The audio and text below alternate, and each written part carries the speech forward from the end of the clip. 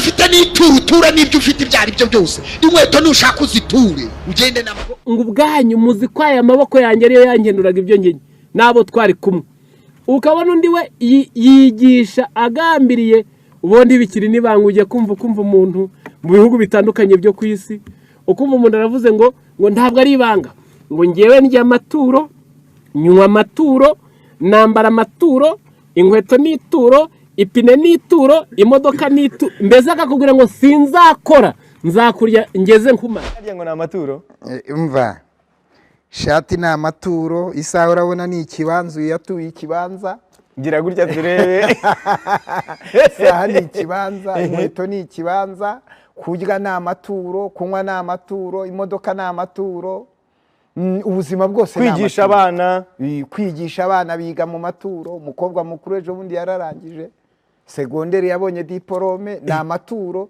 turashimira abatanze amaturo abana bakiga muri iyi si ikunda inyungu muri iyi si yikunda kugeza ubwo n'amasengesho bayacuruza ngo ndagusengera uzanye 1,000 ndagusengera uzanye 100 ay'ijoro ryose ni 200 hari n'ibihugu bajya bandika tarifu bakandika amasengesho uko agurwa umuntu akagenda agiye kurangura iryararangura kugeza ubwo n'ifunguro ryera bari guhutanza igiceri ukabatizwa iyo mu byumba bateranya abavandimwe ni runaka wakuroze basezeranya abantu iby'isi gusa urabona visa uzabona diporome ugiye gukira imana ikuyeho ubukene ntabwo imana igituma abahanuzi bo kwita ku mubiri ikiba kiyishishikaje cyane kuruta ibindi ni ukwita ku mutima. I ask for the blessing of God. I ask you for the blessing of God. No poverty will come upon you. You are throwing you. Kugira ngo uzamenye ngo abantu barayobya ni ibi bikurikira. Umuntu wese ufata Bibiliya akayigisha ariko icyo ashaka ari ibi bikurikira. Ari azabonaho amafaranga. Akigisha Bibiliya ari azavanaho icyubahiro. Akigisha Bibiliya ari ashaka kuvanaho kwamamara no gukomera. Uwo yarayobye.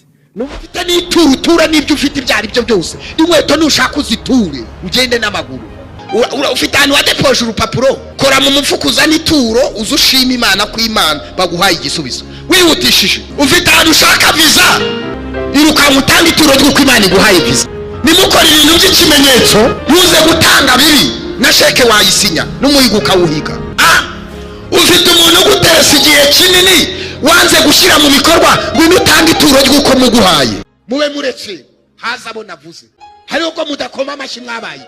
Ibyo byose ni umugambi wa Satani kugira ngo arindagize rubanda abari bakwiye kwiga iby'ukuri babizinuke barebye injiji zibyonona babizinuke barebye abafashe iby'Imana bakabigira ururiro bitera abari bafite imitima itaryajya bashaka ijuru kuzinukwa. Ibyo ntibikira ubuhanuzi nibyo bituzengurutse ahadukikije ubwo Yesu yazaga mu isi agatangiza itorero rye hano ku isi mwumva uko ryari riteye ni naryo yasize ajya mu ijuru ni naryo agomba gusanga ubwo azaba agarutse kumuguranira ntabwo yajyana ntiwamurimanganya ngo umuguranira ajyana itorero ridasa n'iryo yasize yarisize ritagira umukuru niko ab'Imana mu butumwa buheruka nabo bagomba gukora kandi ibyo biri ku isi nibwo butumwa wumva uyu munsi wa none. Icya kabiri yarisize nta ukora muri iryo ngo akorere ibihembo nta ukora mu by'Imana ngo ahembwe mu isi ngo azanahembwe no mu ijuru ahubwo uhembwa ingorano iye aba yarayibonye. Noneho ikindi ntabwo ari byo bakora gusa bashyigikira n'ibyaha iyo bavuga ngo amategeko y'Imana yavuyeho ariko ikiba gihigwa ni kimwe si bibiri ni isabato itegeko. Tuzi ko ikimenyetso cy'inyamaswa ari umunsi w'icyumweru byo turabizi ni nacyo abantu bazahatirwa kizaba ishingiro ry'urugamba ruheruka.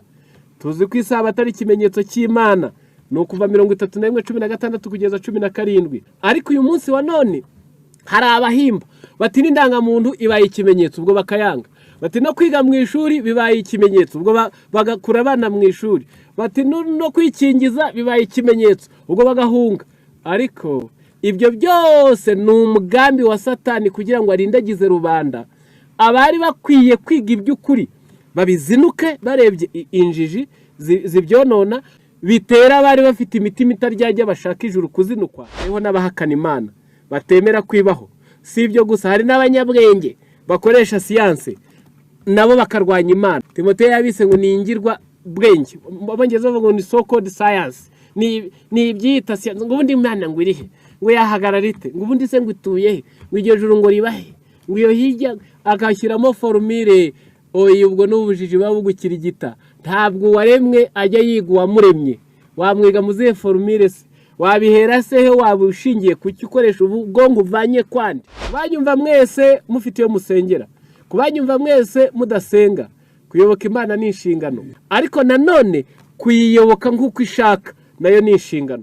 Igihe muzabona isi bazanye agasuzuguro ngo ariko ubundi isezerano ryo kuza kwe ririhe, mwari twereka, n'icyo nacyo azaba ari gusohora kw'ibindi bimenyetso. Igihe muzabona abantu biga byose uretse Bibiliya y'Imana, mwumvise iki kimenyetso nicyo turimo cya gatandatu, cyabayemo ibishyitsi uhereye mu 1755, kimaze iminsi. Igishyitsi kiri Lisboni cyabayemo kwijima kw'izuba 1780, kwezi guhinduka amaraso ni uwo mwaka, kugwa kw'inyenyeri ni 1833. Iyo bavuze itorero